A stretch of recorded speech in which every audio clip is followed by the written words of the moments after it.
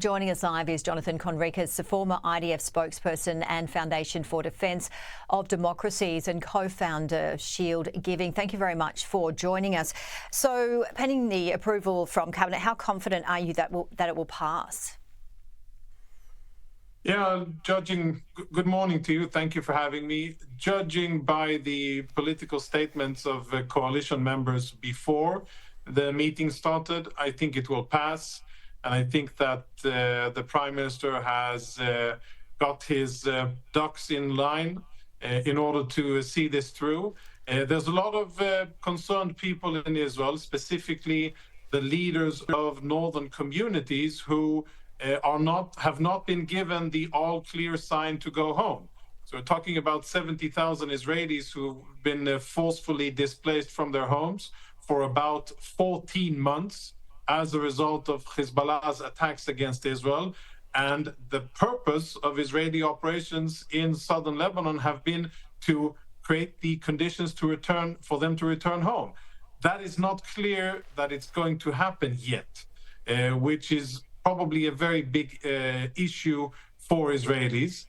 Other than that, there's lots and lots of skepticism in Israel about how this deal or the ceasefire is going to be implemented and what kind of assurances Israel is going to have that indeed we won't find ourselves in a reality similar to October 6th within a short period of time. So there's lots of questions to be answered here.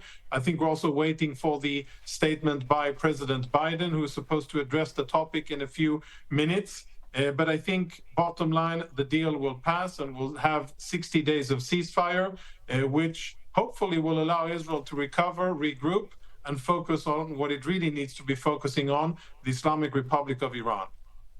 All right, and that is what Benjamin Netanyahu did say. He also mentioned in his speech isolating Hamas from the second day of war once Hezbollah is eliminated. So you're saying if it does pass 60 days, we are hearing that not everybody is happy with this. Do you know why and who would not be happy?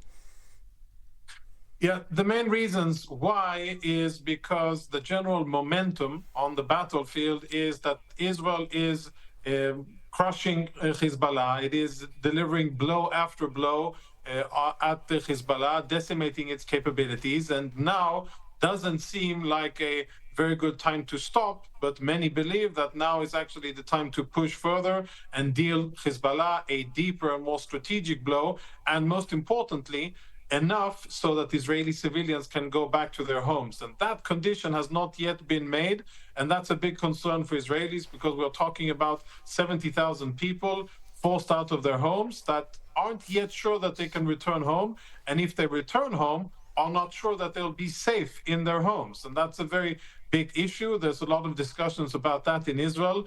There's skepticism about whether or not this will be implemented fully, and what kind of freedom of action Israel will have to deal with violations of Hezbollah. Because it's very clear, I think, for everybody involved that as soon as the fighting will stop, Hezbollah will use the movement of civilians in southern Lebanon back to those villages bordering Israel, and they'll use that as a disguise, and they will follow in and probably try to establish a foothold on the Israeli border again. And that's, of course, something that Israeli civilians are very, very concerned with. All right, we've got about 30 seconds to go. But, yeah, your thoughts on the comments that US Secretary of State Antony Blinken mentioned that this deal could actually help end the Gaza conflict. What do you make of those comments? Yeah, I would rather hear, very direct remarks about Hamas, that Hamas needs to hand over the hostages and that this war could end tomorrow if Hamas surrenders and hands over the hostages. I think that's where the focus is. But of course, all of the American efforts to try to bring ceasefire here are super important, and Israelis are very appreciative of it. But bottom line, there needs to be pressure on Hamas, Qatar, its supporters, Turkey, and bring them to the negotiating table, not from a position of equal standing, but as a defeated terrorist organization that needs to surrender and hand over the hostages so that rebuilding of Gaza can begin and that the war can end. Jonathan Conricus, really appreciate your time. Thank you so much. Thank you. Good morning.